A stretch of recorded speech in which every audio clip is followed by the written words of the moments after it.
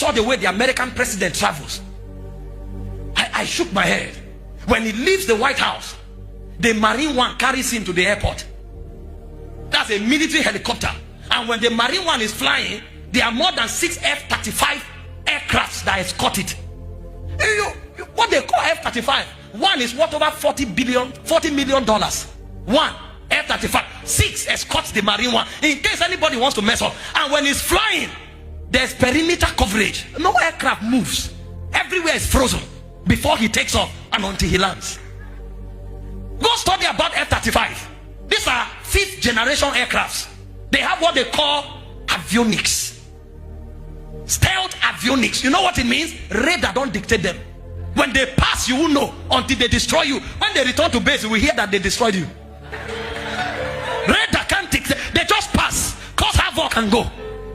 And then when he gets to the airport, he enters the Air Force One. They escort. Now, any nation he's going, all his cars, the C-25 Globemaster carries them. So if he's coming to your country, there's no car in your country that can drive him. So they have to bring the Cadillac One or the Beast, 2 of them with 6 other vehicles into your country. The cars will land, wait, then he lands. And then when he's landing, your airport is frozen. He lands, any street is passing 15 minutes to 30 minutes, nobody passes. So if the road passes in front of your house, either you go early or you are locked away in your country. Because the president of another country is passing. Is that the person that will say, I love you and leave the throne for you? No. Now, the one we are talking about is greater than all the presidents in the world combined.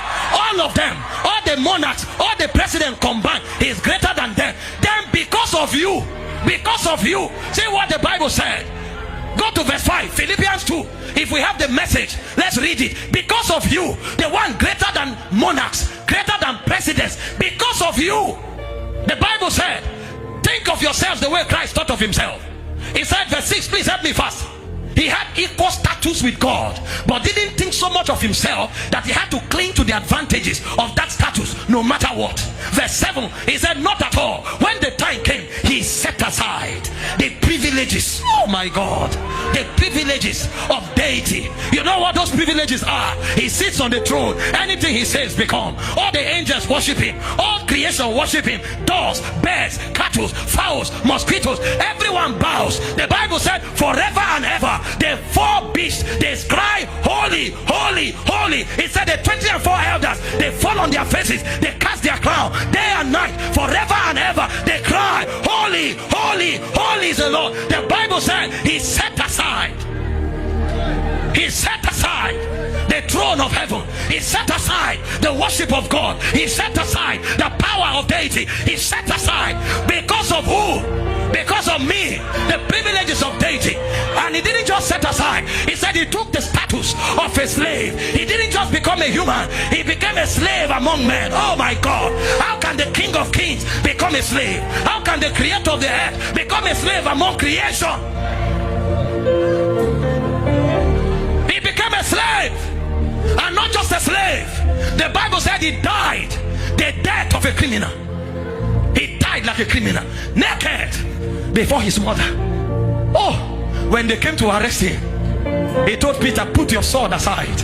If I wanted, now I can cut 12 legions. I can cut 12 legions. So he could cut 12 legions, but he set it aside. They arrested him. You arrest the master, you arrest the King of Kings. Jesus said, this commandment I have received from my Father. He said, no man taketh my life from me. I have the power to lay it down and to take it up. He allowed himself. You know, when he came to them, he said, whom seek ye? They said, Jesus of Nazareth. He said, I am he. They went back and fell, but he surrendered. They spat on him, they pulled his hair, they beat him, they kicked him. Oh, you need to see what happened to him. Do we have the picture? Where is the media? Show me where they tied him to the pillar. The naked God, they pulled God's garment, they tied God to a pillar, and they were wiping him. The canes they used to flog him, they had bones, they had chisels. Go to the one where they tied him to the pillar. When they flogged him, his skin pulled out. That's God. When you watch Mel Gibson, they tie clothes on him. He was naked. Everywhere they flog God, the skin peeled. How can creator be molested by creation? They spat on him. The scripture that described this act was Isaiah 12. If you read Isaiah 52 verse 14, They pulled his bears. They spat at him. Can we have that scripture? Well, I'm coming back to this. Can we have Isaiah 52 verse 14? If you have the message, help me. Oh my God. The master. He said, but he didn't begin that way. At first, everyone abhorred him. You know what abhorring means? Disdain. He said they abhorred him. They said he didn't even look like a human. When they finished dealing with him, even a pig looked better than him. They ruined his face. They disfigured him beyond recognition. So when they finished punishing him, when you saw him, you asked, what creature is this? What is this animal? He didn't look like a human being. He was disfigured. And in that state of disfigured their countenance, they gave him a cross. And he trekked for almost 1 kilometer. God was helpless. God fell 3 times. God. People were looking and mocking. People wanted to help God. Some were cleaning his face. God. And the Bible called it love. That's why Jesus said, no love is greater than this, that a man lays down his life for you. He didn't just lay his life. He laid it down in shame like a criminal. And then they hung God on the cross. 6 hours. Look at the picture of the cross. The one you saw in the movie, he was hanging straight. They don't hang people straight. When people hang on the cross, they are bent over because you can't even be straight. You are hanging.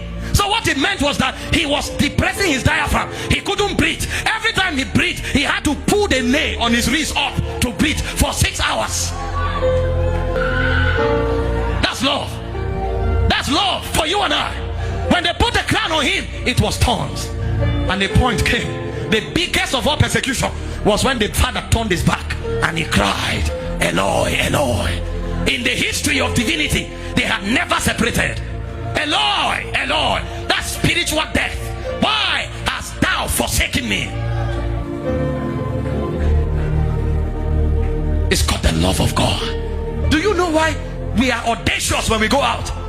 The Bible said in Romans 8:32, if he did not withhold his only begotten son, but gave him freely for us, he said, how shall he not with him? This is why when I make demand, I don't fear, because the greatest love has been demonstrated. There's nothing God cannot give me. He gave me Christ, and he gave me Christ with everything. This is why you should ask God for anything,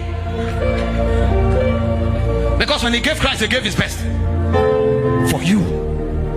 Do you see why people like us, you can't look at me and say, hey, get out, I don't like you. Your love means nothing, sir. I have the love of the Father. Somebody he's in a relationship, they say unless you fornicate, he refuses, they end the relationship, he's crying. We can't be heartbroken, sir. We are too loved to be heartbroken. Too loved, too loved, too loved to be heartbroken. Too loved. You sacked me from a job, I'm not crying, sir. I'm too loved. You lost me. It's a revelation of the cross. This is what I mean to God. God can endure shame for me. God can endure death for me. God can endure disgrace for me. He loves me with an everlasting love.